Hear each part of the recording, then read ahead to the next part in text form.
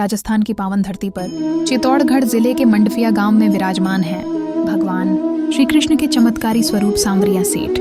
सांवरिया सेठ केवल एक मंदिर नहीं बल्कि करोड़ों भक्तों की आस्था, विश्वास और चमत्कारों का जीवंत प्रमाण है। माना जाता है कि सांवरिया सेठ का प्राकट्य लगभग 1840 ईस्वी के आसपास हुआ था। उस समय मंडफिया गांव में एक साधारण किसान रहता था जो भगवान श्री कृष्ण का परम भक्त था।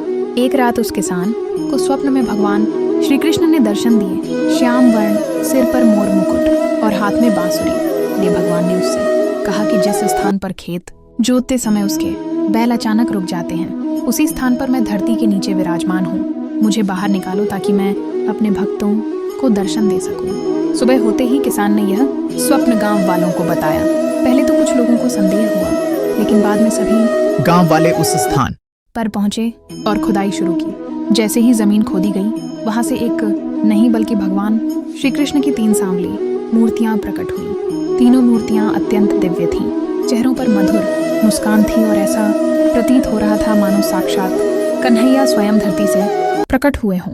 मूर्तियों के दर्शन होते ही पूरा गांव जय सांवरिया सेठ के जयकारों से गूंज उठा।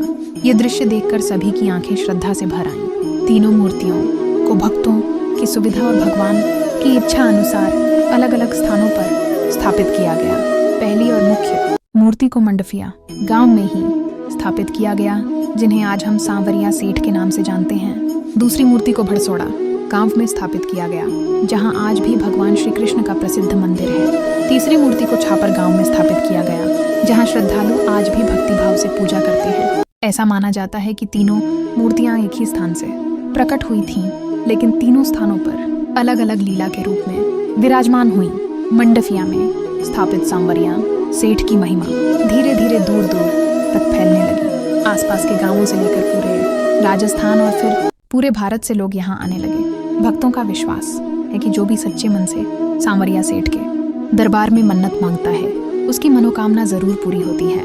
किसी का बंद पड़ा व्यापार चल पड़ा, किसी का कर्ज उतर गया, तो किसी के घर में वर्षों बाद सुख और शांति आई। इसी कारण भक्तों ने भगवान श्री कृष्ण को प्रेम से सांवरिया सेठ कहना शुरू कर दिया, यानी ऐसा सेठ जो अपने भक्तों को कभी खाली हाथ नहीं लौटाता। आज सांवरिया सेठ मंदिर को भारत के सबसे अमीर मंदिरों में गिना जाता है। यहाँ हर महीने करोड़ों रुपए का चढ़ावा आता है। भक्त अपनी पहली कमाई, सोना चांदी, यहाँ तक कि जमीन और मकान के कागज भी सेठ जी को अर्पित कर देते हैं। भक्तों का मानना है कि जो भी सेठ जी को श्रद्धा से अर्पित करता है, सेठ जी उसे कई गुना बढ़ाकर लौटाते हैं। आज भी सांवरिया सेठ के दरबार में चमत्कार देखने को मिलते हैं।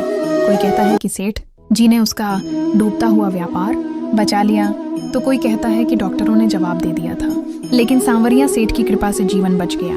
लाखों श्रद्धालु हर साल देश विदेश से पैदल यात्रा करके मंडफिया धाम पहुंचते हैं और सेठ जी के दर्शन कर अपने आप को धन्य मानते हैं। सांवरिया सेठ हमें यही सिखाते हैं कि सच्चे मन से की गई भक्ति कभी व्यर्थ नहीं जाती।